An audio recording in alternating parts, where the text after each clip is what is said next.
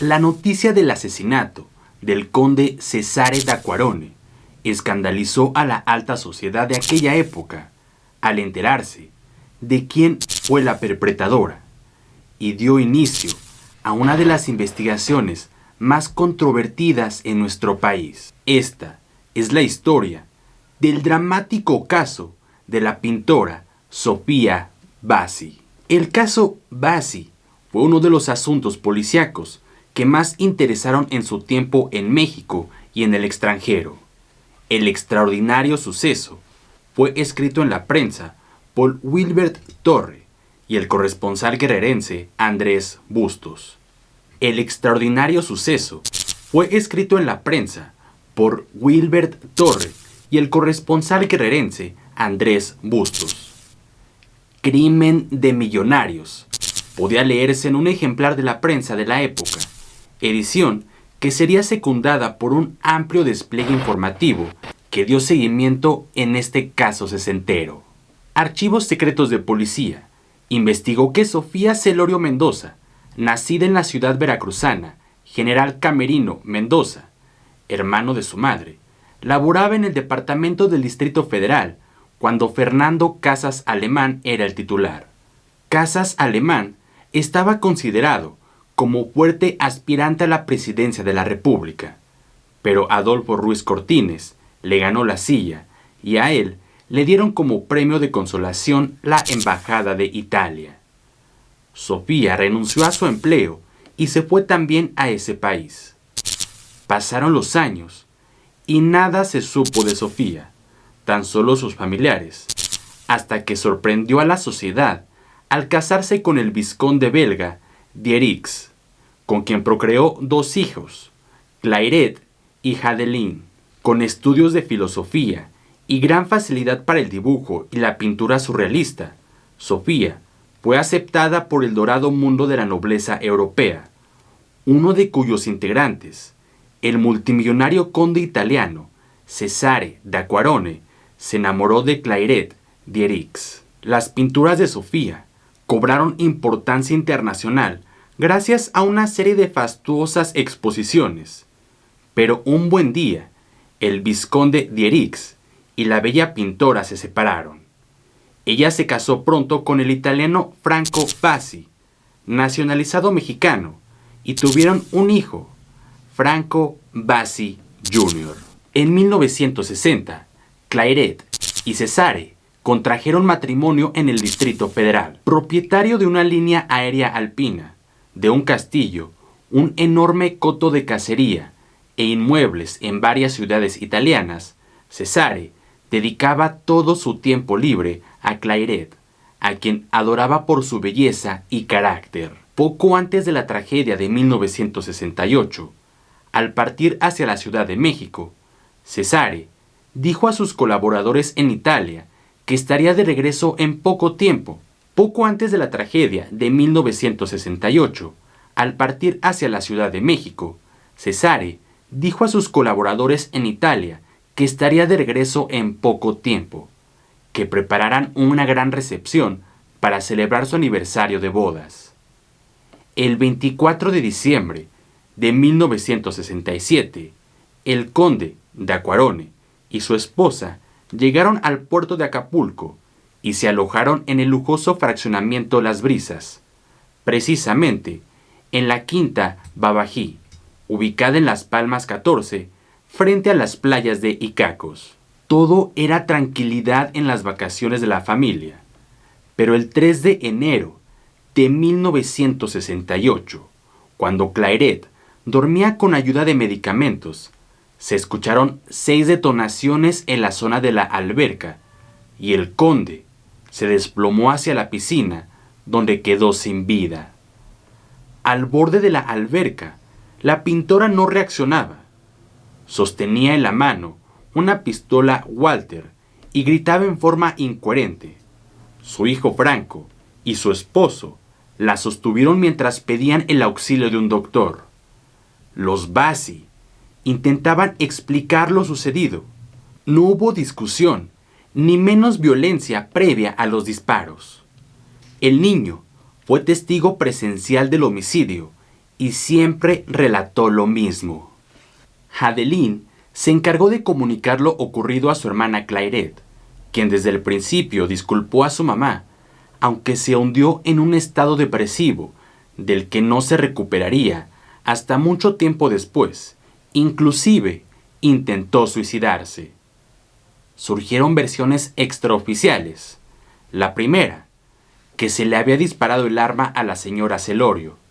La segunda, que se trataba de un homicidio con agravantes. La tercera, que la joven Clairette era la responsable y estaba siendo protegida por su madre. Pero hubo una más, que el conde d'Acquarone acariciaba al niño, ya que habían tenido problemas por eso, que Sofía lo vio desde su cuarto y bajó armada para poner fin a tan insana persecución. Sofía, una vez detenida, lloraba inconsolable. Cuando se le permitió hablar, señaló algunos detalles de lo que llamó accidente. Wilbert Torre le preguntó. Sofía, una vez detenida, lloraba inconsolable. Cuando se le permitió hablar, señaló algunos detalles de lo que llamó accidente. Wilbert Torre le preguntó. ¿Acepta usted el delito que se le imputa? Sí, señor. Soy responsable del homicidio de mi yerno, Cesare d'Acquarone. Fue algo horrible. Perdí el control de mí misma y realmente no sé qué fue lo que ocurrió. Pasábamos un agradable momento familiar y hacíamos planes para próximos paseos. En determinado instante la conversación fue relativa a la cacería, surgiendo bromas en torno a quién era mejor tirador. Sí, el conde d'Acquarone o alguno de los miembros de la familia Bassi, también afectos a los safaris. Le dije a mi yerno que me gustaría aprender a tirar. Entonces el noble italiano respondió que me enseñaría si le llevaba el arma. La señora Bassi agregó que estaba sentada junto a la alberca. Se puso de pie y se dirigió al armero. Con la pistola retornó a la piscina, donde el conde seguía sentado, tomando un baño de sol.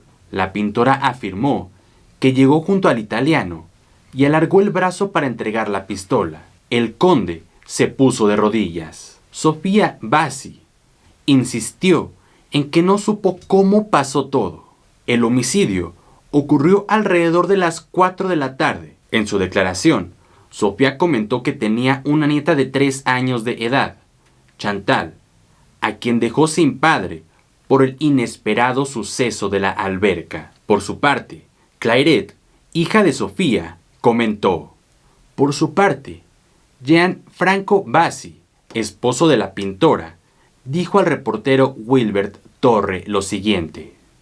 Se refería a una versión que circulaba en el sentido de que el crimen se cometió para heredar la fortuna del conde italiano.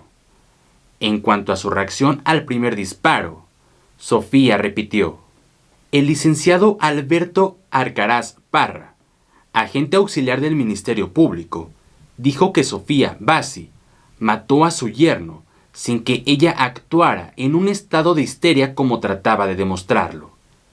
Hizo notar también que era imposible que el arma se hubiera disparado repetidamente, a menos de que fuera sobre la presión del dedo.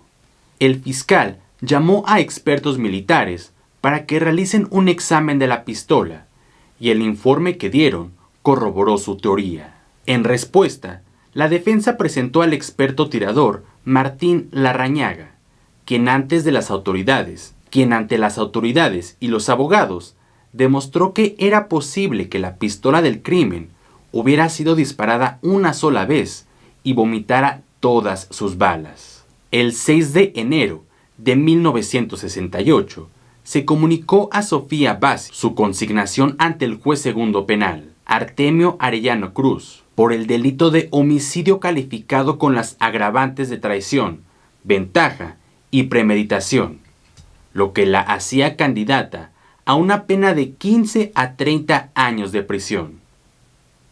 El subprocurador Humberto Román Palacios dijo al hacer el anuncio que el peritaje en balística que hicieron el general brigadier Antonio Mejía, y el capitán primero de infantería, José Guillermo Reynoso, fue determinante. El informe señalaba que no ocurrió lo que dijo la acusada, que el arma era semiautomática y que era necesario accionar cada vez el gatillo para hacer los disparos, y que era bastante duro. Había que aplicar fuerza de 7 libras. Sofía no pudo contenerse y gritó que todo era una infamia. Encarcelada en Acapulco, convirtió a la prisión del puerto en lugar que visitaron toda clase de personajes. Y ahí, en su triste encierro, Sofía Bassi recibió el apoyo de su esposo y sus hijos. Mientras ella pintaba, sus abogados continuaron la batalla legal para que finalmente ganaron. Mientras ella pintaba, sus abogados continuaron la batalla legal que finalmente ganaron y que le abrió las puertas de su encierro a solo 4 años de su sentencia.